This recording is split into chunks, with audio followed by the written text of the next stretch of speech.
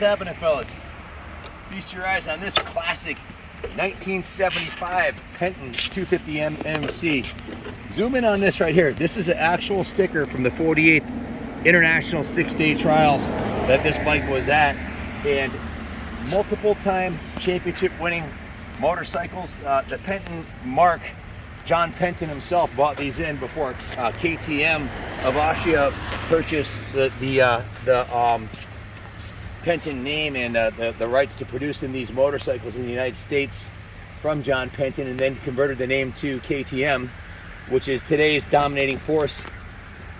KTM now owns Husqvarna, Gas, and KTM.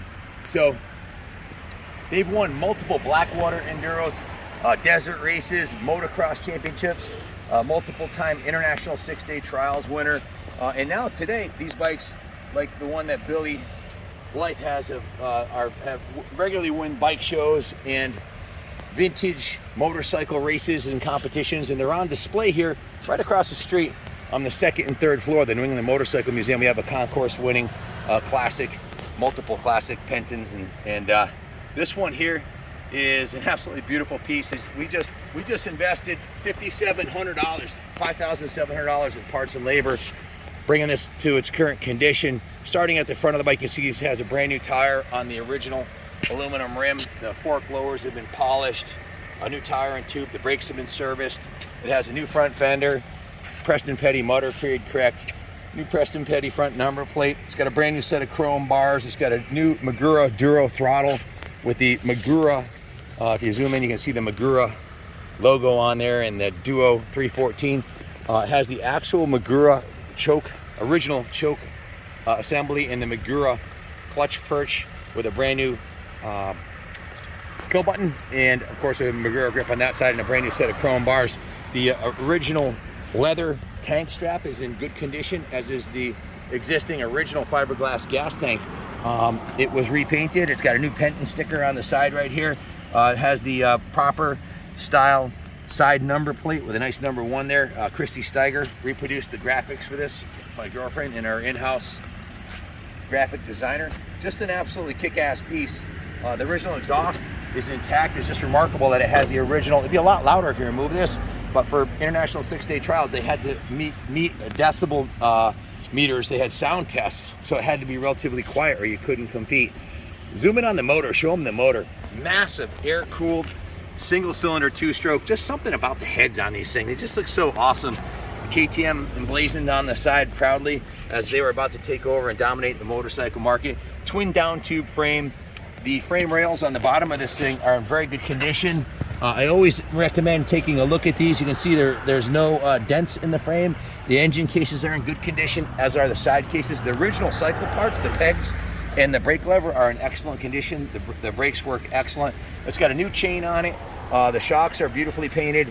The rear tire is brand new. It has the rims been polished. You can see all of the original cycle parts, like the brake stay and the chain guide, are in beautiful condition. The countershaft sprocket and the rear sprocket are both new. Just a beautiful piece. The rear fender is a new Preston Petty fender. The bike was stripped right down to the frame. The frame was repainted.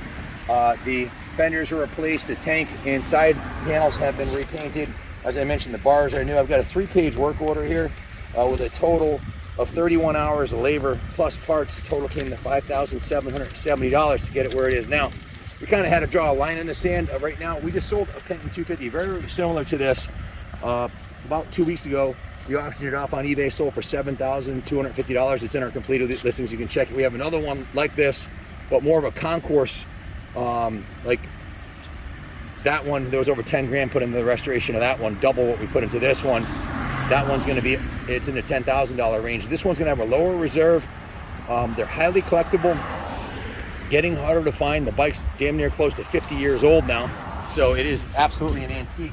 You see the seat is in beautiful condition. It's an antique, but the performance, it pulls really strong. These air-cooled 2-stroke bikes are awesome. They're super durable. This one has a 6-speed transmission on it, so you get it. I wanted to show the overdrive there. When I put it in overdrive, it just goes and goes. The original cycle parts, like the peg mounts, just beautiful. No, they're not deformed or smashed like you'd expect a bike that was raced in an international 6-day trials to be. This was at the trials. It didn't compete in it. You can see it wasn't smashed or raced. It was ridden off-road carefully by the previous owner. The rear rim, original rim, is intact. It's you know, the bike's not perfect. It has a little bit of patina on it, as you'd expect from a 50-year-old dirt bike, but it's been gone through. It's an excellent running bike. It's ready to go. We've not only gone through and replaced, it has a brand new PVL ignition, which is something we highly recommend doing on these vintage bikes. It's a $500 upgrade on this bike, but it's worth every penny. It gives you a reliable spark. It'll start first kick and run beautifully.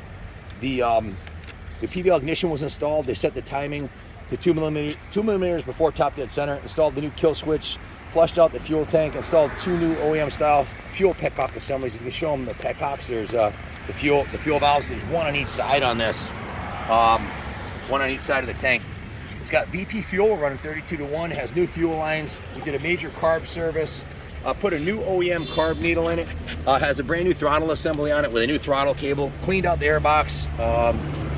New air filter was installed. The transmission oil was replaced. Maxima transmission oil. New 520 series drive chain.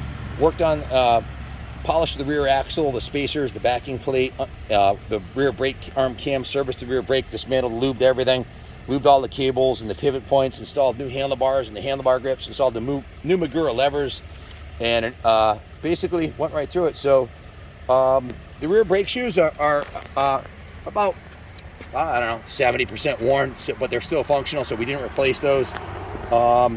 You know, it's an air-cooled motor. They're a little bit noisy compared to a modern 2-cycle. This one is not unlike many other vintage 2-strokes. It's kind of a noisy little bugger, but that's the beauty of it, you know, and you can really hear it even more with the silencer corked up, because you don't really hear much of an exhaust note on this thing. It's mostly just the internal combustion going on, the 2-cycle internal combustion. But original leather strap, obviously this was stored indoors. It's a 50-year-old leather strap. That's the original. Remarkable that it's still intact in there. Hard to find these days. They're getting rare in America. If you're looking for an investment quality classic that's going to go up in value, well, look no further. This is an excellent original Survivor with beautiful engine cases, beautiful cylinder. All the cycle parts are straight. Excellent piece. You know, we could have put more into it than we did on the one that had the full $10,000. You know, every nut and bolt on the bike was replaced. This one is going to be a little bit less expensive than that one, but no less fun to ride or look at. So if you have any questions about it, give us a call, 860-454-7024. Thanks for watching. God bless America.